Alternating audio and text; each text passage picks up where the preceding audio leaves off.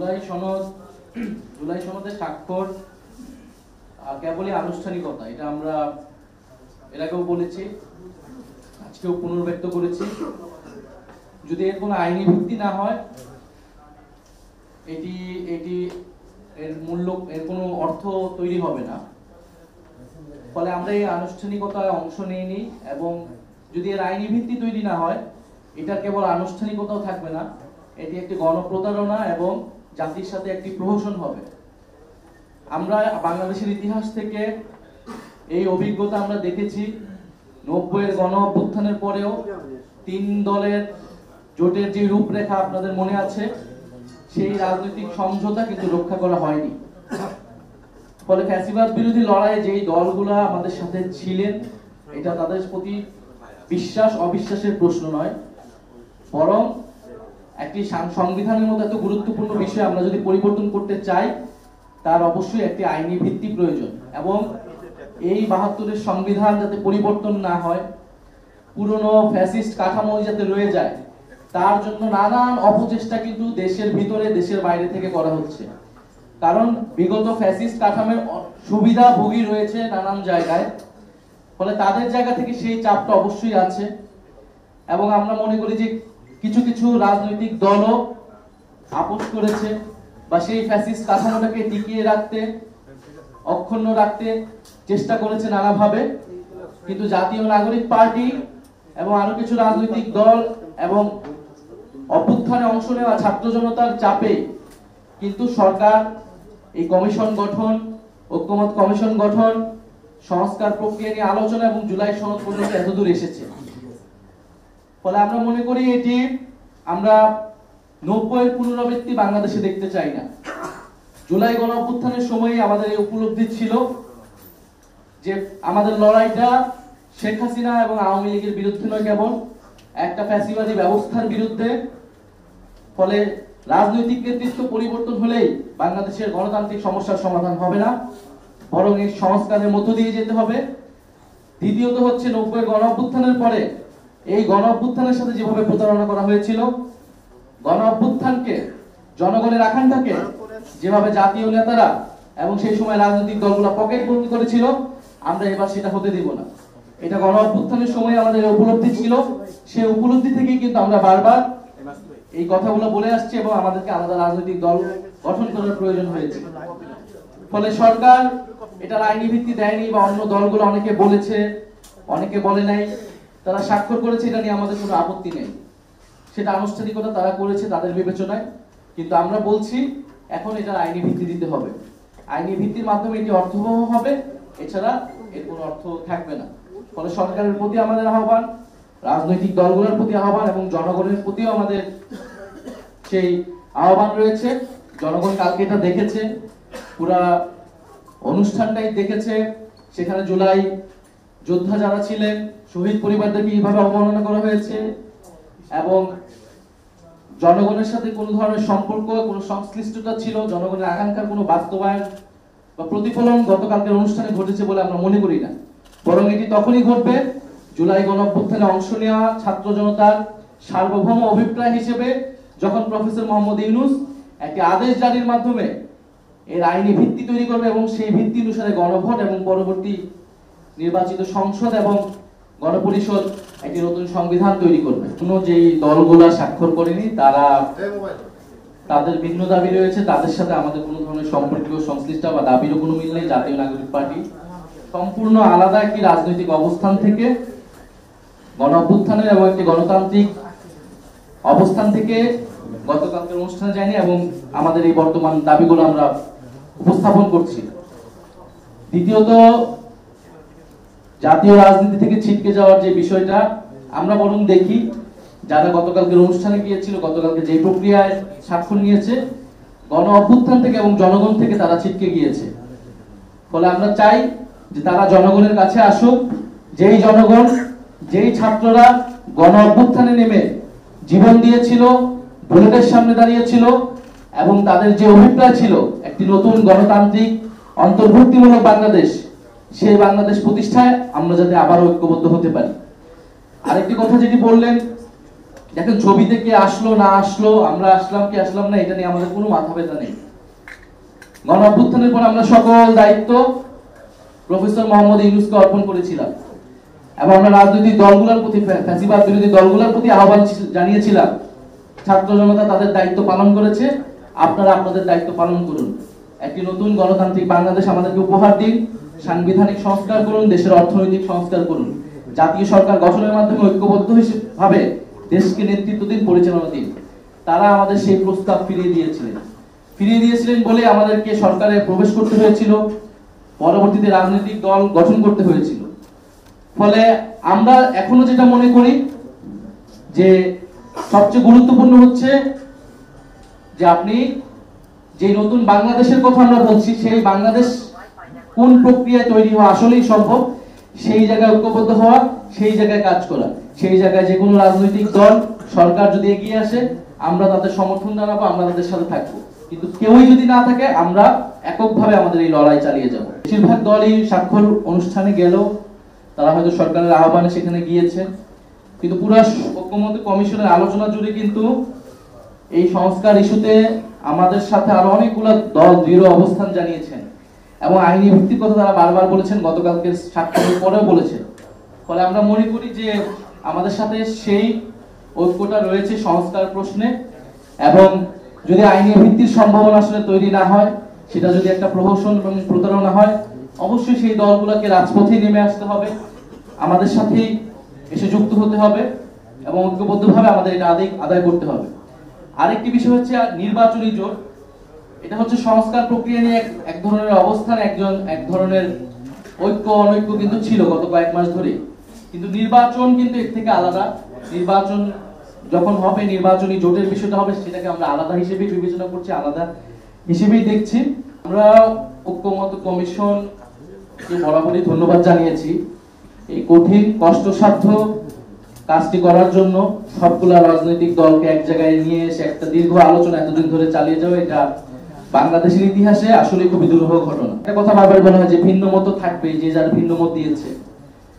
আপনি 5টা মত দিলেন, আমি 5টা মত দিলাম, এখান থেকে কিছু রাখা হবে, কিছু রাখা হবে না। কিন্তু আমরা যখন গণতন্ত্রের কথা বলি, এটা কিন্তু আসলে ভিন্ন মত বা আপনি কয়টা মত দিয়েছেন এটা গুরুত্বপূর্ণ হওয়ার কথা ছিল যে আপনার কথাটা যৌক্তিক কিনা, ন্যায্য কিনা। আপনার সকল কথা যদি ন্যায্য হয়, আপনার সকল কথা আমরা মানতে প্রস্তুত। আপনার কোনো কথাই যদি ন্যায্য না হয়, আপনি যত বড় রাজনৈতিক দল হন না কেন, আপনার কোনো কথাই আমরা মেনে নেব না। ফলে ঐক্যমত্য কমিশনে আসলে বক্তব্যের বা আলোচনার ন্যায্যতা, যৌক্তিকতার থেকে অনেক সময় মাঠের বেশি শক্তি, সরকারের ভিতরে নানান ধরনের প্রভাব বিস্তার, এই বিষয়গুলো কাজ করেছে। এবং ঐক্যমত্য কমিশন আমাদের কাছে কখনো কখনো মনে হয়েছে তারা দৃঢ় অবস্থানটা নিতে পারেনি, তবে তাদের থেকে সেই চেষ্টাটা আমরা সবসময় দেখেছি।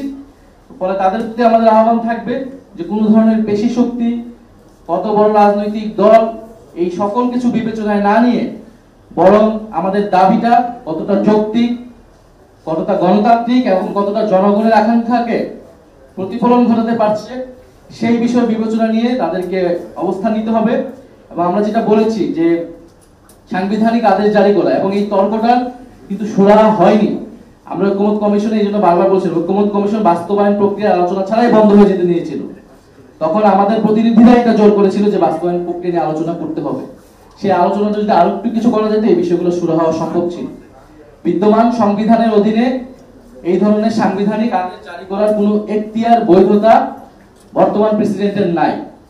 আপনাকে যদি এই ধরনের সাংবিধানিক আদেশ জারি করতে হয়, তাহলে তার বৈধতা আপনাকে নিতে হবে জুলাই গণ অভ্যুত্থান থেকে, যেখানে জনগণের সার্বভৌম অভিপ্রায়ের প্রতিফলন ঘটেছিল। ফলে জুলাই গণ অভ্যুত্থানের অভিপ্রায় বর্তমান প্রেসিডেন্ট যিনি রয়েছেন তিনি ধারণ করতে পারেন না। তার কাছ থেকে এই আদেশ জারি হলে সেটি নৈতিকভাবে, রাজনৈতিকভাবে জনগণের কাছে গ্রহণযোগ্য হবে না। কারণ প্রেসিডেন্ট যিনি আছেন চুপ্পু সাহেব, তিনি জুলাই গণ অভ্যুত্থানের সিম্বল নয়, বরং প্রফেসর মোহাম্মদ ইউনূস ছাত্র জনতার আহ্বানে সেই সময় বাংলাদেশে এসেছেন, সরকারের দায়িত্ব নিয়েছেন এবং ছাত্র জনতার অভিপ্রায় সকল কিছু তার কাছে অর্পণ করা হয়েছে। ফলে আমরা বলছি সাংবিধানিক আদেশ যেহেতু আপনি বিদ্যমান সংবিধানের ভিতর থেকে দিতে পারবেন না, তার বাইরে যেয়ে দিতে হবে। ফলে সেক্ষেত্রে বাইরে যে দিতে হলে তার বৈধতা একমাত্র জুলাই গণঅভ্যুত্থান, এবং সেটা একমাত্র জারি করতে পারবেন সরকার প্রধান হিসেবে ডক্টর মোহাম্মদ ইউনূস। ফলে তার আদেশ জারির মাধ্যমেই এই সনদ একটি আইনি ভিত্তি পাবে, যার উপর দাঁড়িয়ে গণভোট এবং পরবর্তী কার্যক্রমগুলো হওয়া সম্ভব। একটা তো আমরা বলেছি ঐক্যমত কমিশন যদি আলোচনায় ডাকে আমরা তাদের সাথে বলবো, আলোচনা চালিয়ে যাব। দ্বিতীয়ত আমরা জনগণের কাছে আমাদেরকে যেতে হবে, কারণ যেহেতু জনগণকে ছাড়াই আমরা মনে করি জনগণের বিরুদ্ধে গতকালকে ঘটনাটি ঘটেছে, ফলে আমাদের রাজপথে কর্মসূচি থাকবে এবং আমরা দ্রুত সেই কর্মসূচি ঘোষণা করবো সারা দেশব্যাপী। নোট অফ ডিসেন্ট সম্পর্কে আমরা পরিষ্কারভাবে বলেছি, নোট অফ ডিসেন্টের আলাপটা যখন এসেছিল অনেকগুলো বিষয় ঐক্যমত হিসেবেই ধরে নেওয়া হয়েছিল, বা সংখ্যাগরিষ্ঠের ঐক্যমতের ভিত্তিতে ঐক্যমত কমিশন সেটাকে সনদে অন্তর্ভুক্ত করেছে। কিন্তু যেহেতু কিছু কিছু দল ওই অবস্থানে তার একটা ভিন্ন অবস্থান ব্যক্ত করেছিলেন আলোচনায়, সেটা একটা হিস্টোরিক্যাল ডকুমেন্ট হিসেবে সেই ভিন্ন মতটা উল্লেখিত করার অনুরোধ তারা জানিয়েছিলেন। সেই জায়গা থেকে কিন্তু নোট অফ ডিসেন্টটা এসেছিল। ফলে নোট অফ ডিসেন্টের সাথে জুলাই সনদের আসলে কোনোই সম্পর্ক থাকবে না, থাকার কথা নয়। এবং গণভোটে গেলেও নোট অফ ডিসেন্টের কার্যকারিতা থাকবে না। আমরা বলেছি 84টা বিষয়ে সনদ স্বাক্ষরিত হয়েছে বা সনদ প্রণীত হয়েছে, স্বাক্ষরিত হবে। এই 84টা বিষয় গণভোটে যাবে, জনগণ যদি পক্ষের ভোট দেয় এই 84টা বিষয়ই বাস্তবায়ন হবে। ফলে কে নোট অফ ডিসেন্ট দিয়েছিল বা কোথায় দিয়েছিল এটার আর কোনো প্রাসঙ্গিকতা থাকবে না, কার্যকারিতা থাকবে না। সেটা একটা ঐতিহাসিক দলিল হিসেবে, ভিন্ন মত হিসেবে সেটা ঐক্যমত কমিশন তারা ব্যক্ত করেছে, সেটা অলরেডি ডকুমেন্টেড হয়েছে। নির্বাচন কমিশনের কার্যক্রম নিয়ে আমরা প্রথম থেকেই প্রশ্ন তুলেছিলাম। আমাদের নিবন্ধনের এই বিষয়গুলো হওয়ার আগে থেকে নির্বাচন কমিশনের প্রতি আমাদের যে ক্ষোভ, যে নির্বাচন কমিশন পক্ষপাতমূলক আচরণ করছে, নির্বাচন কমিশন সঠিক উপায়ে গঠিত হয়নি, এবং আমরা পুনর্গঠনের আলাপ জানিয়েছিলাম, এগুলো সবকিছুই কিন্তু হয়েছিল এই প্রতীক ইস্যুর আগেই। ফলে নির্বাচন কমিশনের সাথে আমাদের এই টানাপোড়েন কিন্তু আমাদের কেবল দলীয় বিষয় না, কারণ আমরা সন্দেহ প্রকাশ করছি, আমরা উদ্বেগ প্রকাশ করছি যে এই নির্বাচন কমিশন নিরপেক্ষভাবে একটি নির্বাচন পরিচালনা করার ইচ্ছা বা সক্ষমতা রাখে কিনা। ফলে নির্বাচন কমিশন নিয়ে আমাদের এই উদ্বেগ থাকবে। আমরা খুব স্পষ্টভাবে বলেছি শাপলা এবং সাপ্লাই হবে জাতীয় নাগরিক পার্টির মার্কা, সেই মার্কা নিয়ে আমরা নির্বাচনে অংশগ্রহণ করতে চাই। এখন যদি নির্বাচন কমিশন একটি সাংবিধানিক প্রতিষ্ঠান, তারা যদি আইন অনুযায়ী পরিচালিত না হয়, তারা যদি গায়ের জোরে অন্য কারো প্রেসক্রিপশনে কোন সিদ্ধান্ত যায়, তাহলে তার প্রতিবাদ তো আমাদেরকে জানাতেই হবে।